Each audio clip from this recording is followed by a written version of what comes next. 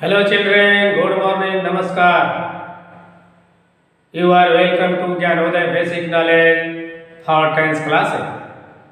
I am present for part 97 or lesson 97. In this part, we shall read about past perfect tense along with but.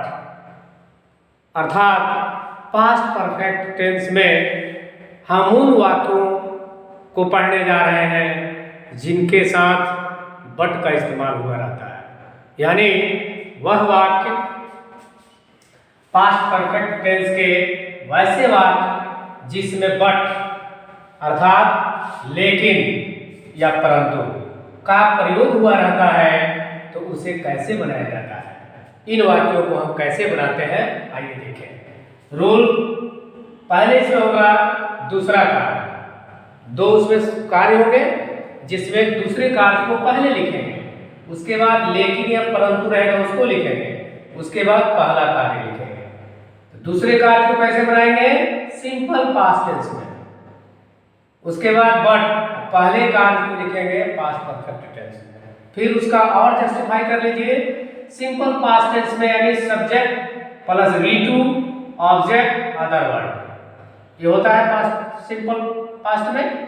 उसके बाद but और past perfect tense में subject plus है V3 object other word. कैसे? आप आए परंतु मैं जा चुका था। इसमें सबसे पहला काम क्या हुआ था कि आप आए, तो आप आए परंतु मैं जा चुका था, और जाने का काम पहले हो गया है, हुआ है ना, आने का काम बाद में हुआ है। तो जो काम पहले हुआ है उसको बाद में लिखेंगे, और जो काम बाद में हुआ है उसको पहले लिखेंगे, यानी दूसरा काम। इसको ध्यान से समझेंगे। आप आए परंतु मैं जा चुका था, इस सेंटेंस में आने का काम बाद में हुआ है और जाने का काम पहले हुआ है। तो पहला काम हमारा क्या हो गया? जाना। अब दूसरा काम क्या हो गया? आना। तो आने वाले काम को देखिए, यहां लिखे आप आए परंतु मैं जा चुका था, तो आने का काम बाद में हुआ, यानी दूसरा काम हुआ। तो इसके सामने देखिए, यू केम, आप आए, बट दूसरा काम क्या है? मैं जा चुका था, आई हैड गॉन। एक सेंटेंस को ध्यान से दिमाग में बैठा लीजिए, उसके बाद कोई दिक्कत नहीं है। फिर दूसरा सेंटेंस देखिए, वह स्कूल पहुंचा परंतु घंटी बज चुकी थी, यानी घंटी बजने का काम बाद में पहले हुआ है। तो पहले वाला काम जिस साइड में है उसी साइड में, यानी बाद में हुआ है। और स्कूल जाने का काम दूसरा कार्य है, ठीक है, इसलिए पहले लिखे, यानी दूसरे कार्य को पहले और पहले कार्य को बाद में, यानी 2-1, 21 नंबर याद रखिए, 2-1। इसका एक कोड बना लीजिए दिमाग में कि हम इसको दिमाग में रखें 2-1, यानी दूसरा काम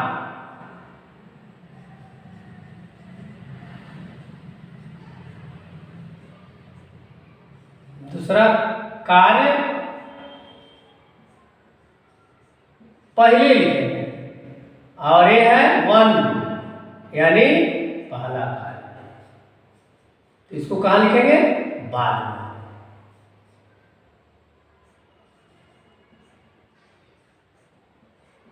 पहला कार्य बाद में, इसको समझे रहिएगा तो दिक्कत नहीं होगी, इसलिए समझना जरूरी है।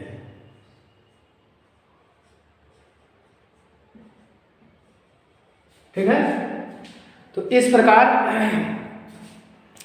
हम क्या करेंगे? 2-1 फॉर्मूला अपनाएंगे, यानी दूसरा कार्य पहले और पहला कार्य बाद में। अब देखिए, वह स्कूल पहुंचा, he reached school, but the bell had, घंटी पहले ही बज चुकी थी, तो पहले काम हो गया, तो पहला काम इधर हो गया। और दूसरा काम यहाँ किसी में अंतर जानना समझना है। नहीं समझ में आता है सेंटेंस, वहाँ रुकिए, उस पर एक दो बार पढ़िए। जब एक दो बार सेंटेंस को पढ़ेंगे तो खुद एक बार मान लेना समझ में आएगा, दूसरे बार पढ़िए, दूसरे बार नहीं समझ में आता है तो तीसरा बार पढ़िए। अब पढ़कर उसको जज करिए, वॉच करिए कि कौन पहले हो रहा है कौन बाद में हो रहा है। जब एक दो सेंटेंस पढ़कर उसका अंतर विभेद करना सीख जाएंगे, परेशानी खत्म हो जाएगी। जैसे यहाँ वह स्कूल पहुंचा परंतु घंटी बज चुकी थी। इसका मतलब ये हुआ कि स्कूल जब वो पहुंचा उसके पहले घंटी लग चुकी थी। तो पहला काम कौन हो गया, घंटी का बजना। अब पहुंचना काम कौन हो गया, दूसरा। तो दूसरे को पहले लिखेंगे, ही रीच। तो कैसे लिखेंगे, पास्ट इंडिफिनिट यानी सिंपल पास्ट, मैंने क्रिया के दूसरे रूप के वाला है। He reach school but the well had run. आप जानते भी हैं कि प्रेजेंट इंडिफिनिट या पास्ट इंडिफिनिट या सिंपल पास्ट टेंस हमेशा V2 से बनता है, ठीक है ना। और इसका पहचान देखिए, आए, पहुंचा, पहुंची, पहुंचे, पहुंचा। आ किसी में नहीं है, था किसी में नहीं है। तो सिम्टम बता भी रहा है कि यह पहचान किसका है, सिंपल पास्ट या पास्ट इंडिफिनिट का। इसको ध्यान रखिए। फिर तीसरा देखिए, माँ घर पहुंची। देखिए सिंपल पास्ट हो गया, परंतु बच्चे सो चुके थे। पहुंचने के पहले ही सो गए थे, इसलिए दूसरा काम हो गया, या पहला काम हो गया, ठीक है ना। तो बाद में लिखेंगे, और ये दूसरा काम है तो पहले लिखेंगे। तो क्या है, मदर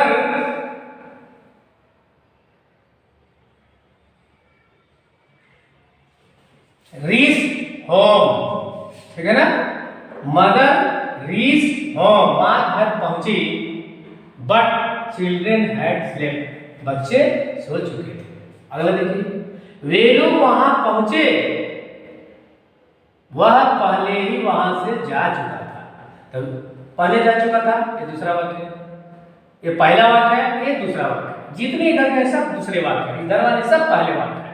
वे लोग वहां पहुंचे, they reached there but she had gone from there, वह वहां से जा चुकी थी, तब होगा सी।